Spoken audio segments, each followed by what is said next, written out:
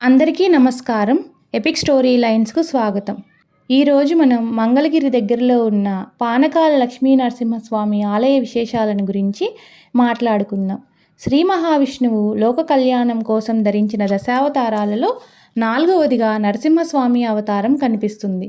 మిగతా అవతారాల మాదిరిగా స్వామివారు ఒక వ్యూహ రచన చేయకుండా అప్పటికప్పుడు ధరించిన అవతారం ఇది. అదే ఈ అవతారం యొక్క ప్రత్యేకత.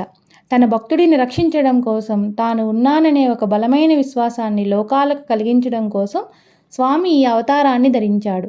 హిరణ్యకశిపుడి సంహారం జరిగిన తరువాత స్వామివారు తన అవతార కార్యానికి తగిన విధంగానే ఎక్కువగా కొండలపై గుహలలో ఆవిర్భవించాడు. అలా స్వామివారు ఆవిర్భవించిన పరమ పవిత్రమైన క్షేత్రాలలో ఒకటిగా మంగళగిరి కనిపిస్తుంది. ఇది ఆంధ్రప్రదేశ్ గుంటూరు జిల్లాలో విలసిల్లుతోంది. రాజా వాసిరెడ్డి వెంకటాద్రి నాయుడు నిర్మించిన ఎత్తైన గోపురం ఈ క్షేత్ర వైభవాన్ని చాటుతున్నట్టుగా కనిపిస్తుంది. ఇంతటి ఎత్తైన గాలి గోపురం ఇదేనని అంటారు. ఈ కొండపై భాగంలో స్వామిని పానకాల లక్ష్మీ నరసింహస్వామి అని అంటారు. ఇక్కడి స్వామికి భక్తులు పానకం సమర్పిస్తుంటారు. స్వామివారు ఇక్కడ విగ్రహ రూపంలో కనిపించరు. గుహగోడకి గల బిలమే స్వామి ముఖాకృతిగా భావన చేస్తుంటారు. స్వామివారి నోట్లో చెంబుతో పానకం పోసిన సగమే లోపలికి వెళుతుంది, బిందెతో పోసిన సగమే లోపలికి వెళుతుంది. మిగిలిన దానిని భావించి భక్తులు స్వీకరిస్తూ ఉంటారు. స్వామివారి ఆవిర్భావమే ఉగ్ర నరసింహస్వామిగా జరిగింది.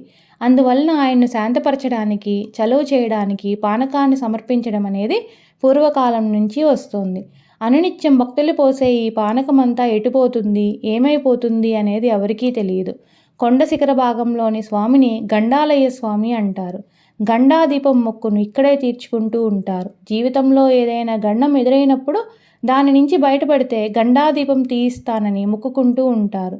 అలాంటి వాళ్ళంతా ఈ క్షేత్ర దర్శనం చేసుకొని ఇక్కడ దీపం పెడుతుంటారు. ఇక కొండకి దిగువన లక్ష్మీ నరసింహస్వామి వారి ఆలయం దర్శనమిస్తుంది. ఇక్కడి స్వామిని పాండవులు ప్రతిష్ఠించారని ఇక్కడి స్థల పురాణం చెబుతుంది. మంగళగిరి స్వామి దర్శనం సాయంత్రం వేళ ఉండదు. సాయంత్రం తర్వాత కొండపైకి భక్తులు వెళ్ళరు. ఆ సమయంలో దేవతలు అదృశ్య రూపంలో వచ్చి స్వామివారిని సేవిస్తారట. వాళ్ళకి అంతరాయం కలిగించరాదనే ఉద్దేశంతో ఇక్కడ ఈ నియమం కనిపిస్తుంది. ఆయా రాజుల ఏలుబడిలో ఈ క్షేత్రం అభివృద్ధి చెందుతూ వచ్చింది. అందుకు సంబంధించిన శాసనాలు కూడా ఇక్కడ మనకు కనిపిస్తాయి. మంగళగిరి ఉత్సవాల్లో రథోత్సవం విశేషాన్ని సంతరించుకొని కనిపిస్తుంది. ఈ రథోత్సవంలో వేలాదిగా భక్తులు పాల్గొంటారు. రథంపై స్వామివారిని చూడడం వలన మోక్షం లభిస్తుందనేది పురాణాలు ప్రస్తావించిన మాట. ఓం శ్రీ లక్ష్మీ నారసింహాయ నమః.